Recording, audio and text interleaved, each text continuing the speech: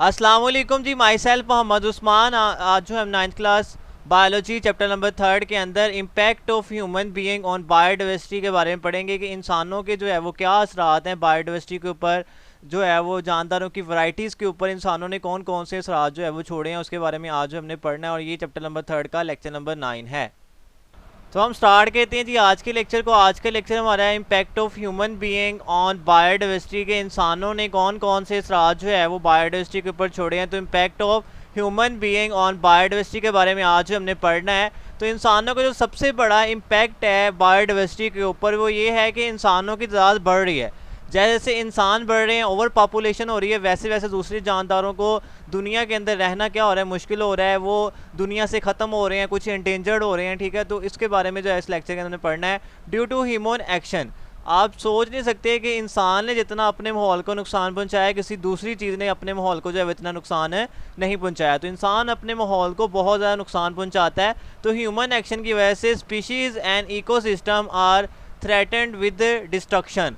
अब जो स्पीशीज़ हैं, इतने भी जानदार हैं, और जो वहाँ पे इकोसिस्टम जिस जगह पे वो रह रहे हैं, वो सारे के सारे उनको ख़तरा है कि वो ख़त्म होने वाले, वो डिस्ट्रक्ट होने वाले, वो टूट फूट का शिकार होने वाले। मतलब स्पीशीज़ जो है वो दुनिया से ख़त्म होने वाली है। कुछ स्पीशीज़ जहाँ पे वो इकोसिस्टम जिस जगह पे रहते हैं वो ज़मीन बंजर हो रही है, ज़मीन ख़राब हो रही है। ठीक है, तो ड्यू टू ह्यूमन एक्शन। तो अगर हम थोड़ा सा ओवर पॉपुलेशन के बारे में देखें तो आज से जो है वो 10,000 ईयर अगो अगर हम पीछे चले जाएं इतने, ठीक है, मतलब 10,000 साल पहले चले जाएं, तो उस वक्त दुनिया के ऊपर जस्ट 5 मिलियन पीपल थे। ठीक है, कितने पीपल थे? सिर्फ मतलब 50 लाख के करीब जो है वो जस्ट इंसान थे दुनिया के अंदर। ठीक है, तो नेक्स्ट अगर हम चले जाएँ तो उसके अंदर जो है वो एट प्रेजेंट की बात कर लें हम। ठीक है, प्रेजेंट के इस वक्त जो है वो दुनिया के अंदर कितने इंसान है? About 7 billion people. मतलब 10,000 साल पहले जस्ट 5 मिलियन थे, और अब की बात करें तो अब कितने हैं जी? 7 बिलियन पीपल जो है वो इस वक्त जो है वो दुनिया के अंदर जो है वो रह रहे हैं। ईच डे, हर दिन जो है वो कितने इंसानों का इजाफा हो रहा है? 2,60,000 जो है वो पीपल्स, इतने इंसान जो है वो दुनिया के अंदर उनका इजाफा हो रहा है हर दिन 2,60,000 इंसानों का जो है वो इस आबादी के अंदर क्या हो रहा है? इजाफा हो रहा है। ईच मिनट, हर मिनट की बात करें तो हर मिनट में मोर देन 180 इंसान जो है वो दुनिया के अंदर उनका जो है वो इजाफा हो रहा है। ईच सेकंड, हर सेकंड की बात करें तो हर सेकंड में 3 बच्चे जो है वो दुनिया के अंदर पैदा हो रहे हैं। तो आबादी में 3 का जो है वो इजाफा वो कर रहे हैं। ठीक है, आज से 10,000 साल पहले सिर्फ 5 मिलियन पीपल थे। एट प्रेजेंट इस वक्त बात करें तो 7 बिलियन पीपल दुनिया के अंदर रह रहे हैं। हर दिन जो है वो 2,60,000 पीपल का इजाफा हो रहा है। हर मिनट में जो है वो 180, इट मीन्स के लोग जो है वो दुनिया के अंदर पैदा हो रहे हैं। और हर सेकंड की बात करेंगे तो हर सेकंड में 3 बच्चे जो है वो दुनिया के अंदर जो है वो पैदा हो रहे हैं। तो इतनी ज़्यादा आबादी होने की वजह से ही बायोडाइवर्सिटी के ऊपर जो है बहुत ज़्यादा जो है वो ख़तरनाक किस्म के जो है वो इम्पैक्ट इंसान जो है वो छोड़ता है। नेक्स्ट है जी types of species. Types of species की अगर हम बात कर लें कि इंसान की एक्शन की वजह से जो है वो टाइप्स ऑफ स्पीशीज़ जो है वो 2 तरह की, एक को हम कहते हैं एक्सटेंट स्पीशीज़, नापैद स्पीशीज़। मतलब ऐसी स्पीशीज़ जिनका कोई भी मेंबर इस वक्त जो है वो दुनिया के अंदर मौजूद नहीं है, उन्हें हम जो है वो एक्सटेंट स्पीशीज़ कहते हैं। ठीक है, a species that no longer live anywhere on the earth is said to be extinct. ठीक है, तो एक्सटेंट जो है वो स्पीशी होती हैं जो इस वक्त दुनिया के अंदर कहीं पे भी मौजूद जो है वो नहीं, जैसे कि डायनासोर वगैरह, ये इसकी एग्जांपल है। ठीक है, और भी बहुत स्पीशी, मैंने एक एग्जांपल आपको दी है। ठीक है, तो ऐसी स्पीशीज जो कि दुनिया के अंदर इस वक्त मौजूद नहीं, उसका कोई भी मेंबर जो है वो इस वक्त दुनिया के अंदर मौजूद नहीं है, तो उन स्पीशीज़ का नाम क्या होता है? एक्सटेंट स्पीशी होता है। It effect the stability of ecosystem, इससे जो इकोसिस्टम जो है वो ख़राब हो गई। अगर एक चीज़ नहीं होगी तो दूसरी चीज़ों को इफेक्ट होता है, जो चीज़ें उसको खा रही होंगी उन पे इफेक्ट होगा, या जो स्पीशी जो एक्सटेंट होगी वो जिन चीज़ों को खा रही है उनकी तादाद बढ़ जाएगी। ठीक है, तो इस तरह जो है मसले मसाइल जो है वो क्रिएट हो सकते हैं। ग्लोबल इकोसिस्टम कुड कोलैप्स, तो जो है वो ग्लोबल इकोसिस्टम जो पूरी दुनिया का इकोसिस्टम वो कोलैप्स कर सकता है, वो ख़राब हो सकता है। ठीक है, वो अनस्टेबल हो सकता है, उसमें जो है बहुत सी जो है वो चेंजिंग आ सकती है, वहाँ का माहौल ख़राब हो सकता है। ठीक है, तो एक्सटेंट स्पीशीज़ जो है बहुत ज़्यादा इफेक्ट छोड़ती है। एक स्पीशी अगर दुनिया से ख़त्म होती है तो बहुत से असरात जो है वो ख़त्म करती है। फॉर एग्जाम्पल अगर एग्जाम्पल ले लें, फ़र्ज़ कर लें जो कैट है वो दुनिया से ख़त्म हो जाती है, तो दुनिया के अंदर चूहों की तादाद क्या हो जाएगी? ज़्यादा हो जाएगी। ठीक है, अगर जो है वो इस तरह की बातें और भी बहुत सी एग्जांपल आप ले सकते हैं कि जैसे कैट खत्म हो गई, चूहे ज़्यादा हो, चूहे जो है बहुत ज़्यादा नुकसान पहुंचाना स्टार्ट कर देंगे। ठीक है, तो अगर बिल्लियाँ ज़्यादा हो जाएंगी, चूहे कम हो जाएंगे। तो इस तरह जो है वो अगर एक स्पीशी कम हो रही है तो उससे मसला हो सकता है, एक स्पीशी ज़्यादा हो रही है तो उससे भी मसला हो सकता है। दूसरी है इंडेंजर्ड स्पीशीज़। इंडेंजर स्पीशीज़ की बात करें तो ये खतरा है, मतलब इनको अभी जो है वो एक्सटेंशन, इनको नापैद होने का खतरा है, अभी ये बॉर्डर लाइन के ऊपर है, मतलब ये भी ख़त्म होने वाले, अगर हम इनकी केयर नहीं करेंगे ये भी दुनिया से क्या हो जाएंगे, ख़त्म हो जाएंगे। If a species is not if a species is at the risk of extension, extension मतलब नापैद, ठीक है, इन नियर फ्यूचर, मतलब फ्यूचर में वो जो है इज़ कॉल्ड इंडेंजर स्पीशी, मतलब उसे रिस्क है, उसे खतरा है कि वो आने वाले दिनों में जो है वो नापैद हो जाएंगी, तो उन स्पीशीज़ का नाम क्या होगा, इंडेंजर्ड स्पीशी होगा, ठीक है। एक्सटेंट स्पीशी जो है वो स्पीशीज़ हैं जो कि ख़त्म हो चुकी हैं, ठीक है, दुनिया के अंदर उनका कोई भी मेंबर इस वक्त दुनिया के अंदर मौजूद नहीं है। इंडेंजर्ड वो है जो भी ख़त्म होने वाली, उनको ख़तरा है, उनको रिस्क है, रिस्क मतलब ख़तरा होता है किस चीज़ का, एक्सटेंशन का, नापैद होने का, कब, इन फ्यूचर, आने वाले दिनों में, ठीक है। तो अगर हम उनकी केयर करेंगे तो वो जो है वो इंडेंजर्ड होने से जो है वो बच सकती हैं, ठीक है। तो ये दोनों डेफिनेशन बड़ी इंपॉर्टेंट है, जिसको आपने ध्यान से इनको जो है वो याद करना है।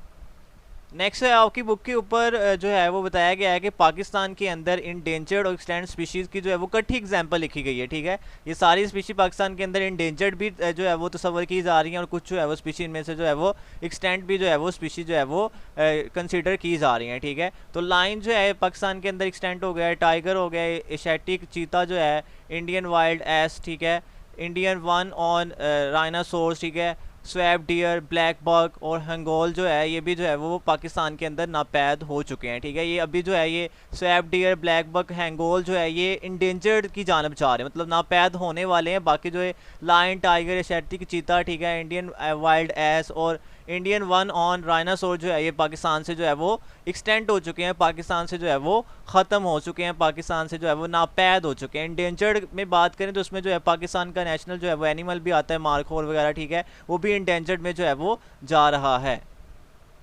नेक्स्ट है जी हमारे पास बड़ा इंपॉर्टेंट शॉर्ट क्वेश्चन है जी कि ऐसे कौन से फैक्टर हैं जिसकी वजह से लॉस ऑफ बायोडाइवर्सिटी होता है, जिसकी वजह से स्पीशीज एक्सटेंट की तरफ जाती हैं या स्पीशीज जो है वो इंडेंजर्ड हो जाती हैं। तो factor leading to loss of biodiversity, कि बायोडाइवर्सिटी के लॉस में, स्पीशीज को एक्सटेंड करने में, स्पीशीज को नापैद, स्पीशीज को इंडेंजर करने में कौन कौन से फैक्टर। सबसे पहला है ओवर पॉपुलेशन, जितनी ज़्यादा इंसान होते जाएंगे दूसरी जो है वो बायोडाइवर्सिटी के ऊपर इससे जो है बहुत ज़्यादा इफेक्ट होता है। हैबिटेट लॉस, कि जिस जगह पे वो रह रहे हैं, जिस जगह पे एनिमल्स रह रहे हैं वो ख़राब हो रहा है, वो हैबिटेट लॉस हो रहा है, ठीक है। जैसे कि हमने जो है वो इंसानों ने क्या किया, जंगलात को काट के वहाँ पे मकान बनाना, अपने घर बनाना स्टार्ट कर दिए। तो जितने हमने जंगलात काटे वहाँ पे जितने भी मेंबर्स रहते थे दूसरी स्पीशीज़ के, ठीक है, दूसरे एनिमल्स रह रहे थे, हमने उनके घर को तबाह कर दिया, तो ये उनका हैबिटेट लॉस है। डिफॉरेस्टेशन, वही वाली बात आ गई कि अगर हम दरख्त काट देंगे तो दरख्तों में रहने वाले एनिमल्स का घर ख़राब हो जाएगा, तो उनकी जो है वो आहिस्ता आहिस्ता दुनिया से वो ख़त्म हो जाएंगे। ओवर हंटिंग, ज़्यादा शिकार करेंगे तो वो एनिमल्स एक्सटेंट हो जाएंगे।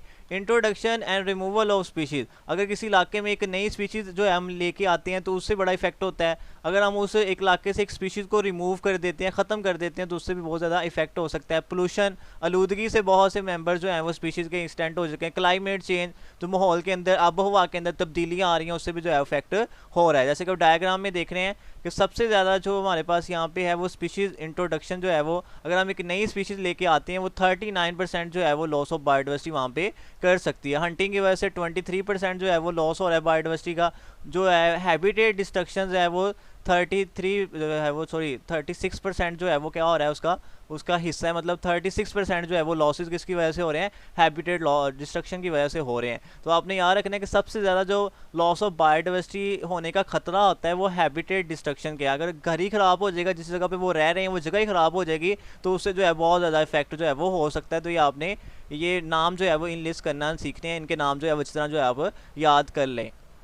नेक्स्ट अभी हमने बात की है कि अगर हम किसी इलाके से कोई स्पीशीज़ को रिमूव कर देते हैं या उसमें एक नई स्पीशीज़ ऐड कर देते हैं तो उसके क्या इफेक्ट होता है। सबसे पहले हम पढ़ लेते हैं रिमूवल ऑफ स्पीशीज़, ठीक है, कि अगर हम किसी इलाके से जो है वो किसी स्पीशीज़ को रिमूव कर देते हैं तो उसकी क्या इफेक्ट होगा। एग्जाम्पल की बात कर लेते हैं, सी स्टार, जैसे स्टार फिश कहते हैं हम, ईट मसल्स, ठीक है, मसल छोटे छोटे एनिमल्स होते हैं, ठीक है। तो सी स्टार जो है वो मसल्स को खाती है, ठीक है। तो इनका अगर देख लेते हैं, if sea star are remove, अगर हम जो है वो समुंदर से सी स्टार को रिमूव कर देंगे from a region in ocean से, ठीक है, mussels rapidly increase in number, तो मसल की तादाद क्या होती जाएगी, अंदर जो है बढ़ती जाएगी। Large number of mussel prey on small animal and become dangerous for the their existence, ठीक है। मतलब स्टार फिश ने जो है वो मिजल्स को जो है मसल्स को खाना होता है, ठीक है। अगर मसल जो है वो बहुत ज़्यादा हो जाएंगे due to absent of star fish, कि हमने स्टार फिश को जो है वो उस एरिया से निकाल दिया, रिमूव कर दिया, तो वो वो मसल जो अपने छोटे छोटे एनिमल्स होंगे उनको खाना स्टार्ट कर देगा, और छोटे छोटे एनिमल सारे समुंदर से क्या हो जाएंगे, नापैद हो जाएंगे, उनको रहना जो है वो मुश्किल हो जाएगा। तो ये नुकसान होता है जब एक स्पीशीज़ जो है वो ख़त्म हो जाती है। जैसे कि आप देख रहे हैं ये सी स्टार है और नीचे जो है ये पड़े हुए जो है मसल्स वगैरह है, ठीक है, छोटे छोटे एनिमल्स होते हैं जिनको जो है वो ये खाती है, ठीक है। अगर मसल वगैरह ज़्यादा हो जाएंगे तो वो छोटे एनिमल्स को जो है वो नापैद कर देंगे। नेक्स्ट है जी एडिशन ऑफ न्यू स्पीशीज़। अगर हम किसी इलाके में जो है वो नई स्पीशीज़ जो है वो इंट्रोड्यूस करवा देते हैं, नई स्पीशीज़ ले आते हैं, तो उसका नुकसान क्या होता है एडिशन ऑफ न्यू स्पीशीज़ में। एग्जांपल की बात करेंगे, अगर पाकिस्तान की बात करें तो पाकिस्तान से आज 20-30 साल पहले की अगर हम बात कर लें तो उस वक्त पाकिस्तान के अंदर सफ़ेदा का दरख्त जो है बहुत ज़्यादा लगाया गया, जैसे कि आप डायग्राम में देख रहे हैं, ठीक है, बड़े बड़े दरख्त आपको नज़र आ रहे हैं, ये सफ़ेदे के दरख्त थे। उस वक्त पाकिस्तान के अंदर हम थोड़ा सा ज़मीन को खोदते थे तो वहाँ से पानी निकल आता था, ठीक है, तो पानी बहुत ज़्यादा ज़मीन के लेवल के ऊपर आया हुआ था, तो उससे बड़े मसले मसाइल हो रहे थे, तो हमने वहाँ पर सफ़ेदे का दरख्त जो है वो लगाना स्टार्ट कर दिया, क्योंकि सफ़ेदा जो है पानी को बहुत ज़्यादा ज़मीन से अब्जॉर्ब करता है, जज़ब करता है। लेकिन उसका नुकसान ये हुआ कि चंद सालों बाद पानी का लेवल ज़मीन में नीचे जाता गया, नीचे जाता गया। आज हम अगर बात कर लें तो 70-80 फुट के ऊपर जो है वो जाके पानी हमें मिलता है, ठीक है, इतना हमें डीप जाना पड़ेगा फिर जाकर हमें पानी जो है वो मिलना स्टार्ट होगा। तो इससे नुकसान ये होगा जो दूसरे छोटे छोटे प्लांट है वो इतने ज़मीन के नीचे जाके पानी उससे नहीं ले सकते, उनकी जो है वो डेथ होना स्टार्ट होगी, वो दुनिया से ख़त्म होना स्टार्ट हो गए। तो उस प्लांट का नाम है यूकलिप्टस प्लांट। यूकलिप्टस प्लांट हम कहते हैं सफ़ेदे के दरख्त को, ठीक है। Were imported from Australia and introduce in Pakistan. ये ऑस्ट्रेलिया के अंदर होते थे लेकिन ऑस्ट्रेलिया से जो है पाकिस्तान के अंदर लाए गए। These plant consume more water, ये पानी को बहुत ज़्यादा कंज्यूम करते थे ज़मीन से, and distributed the water table, ठीक है, लेवल ऑफ अंडरग्राउंड वाटर, और ये फिर जो क्या कर देते थे कि जो अंडरग्राउंड वाटर है उसके लेवल को जो है वो कम कर देते थे। It harm other small plant that grow near eucalyptus plant. Eucalyptus plant के करीब करीब जो छोटे छोटे प्लांट होंगे उनको नुकसान होगा कि वो इतना डीप जाके पानी को जो है वो अब्जॉर्ब नहीं कर सकते, जिसकी वजह से फिर उनकी जो है वो स्पीशीज़ एक्सटेंशन होना स्टार्ट हो जाएगी। तो उम्मीद है जी आज का लेक्चर आपको समझ आ गया होगा। फिर भी कोई मसला मसाइल अगर आ रहा है तो आप मैसेज करके जो है वो आंसर पूछ सकते हैं।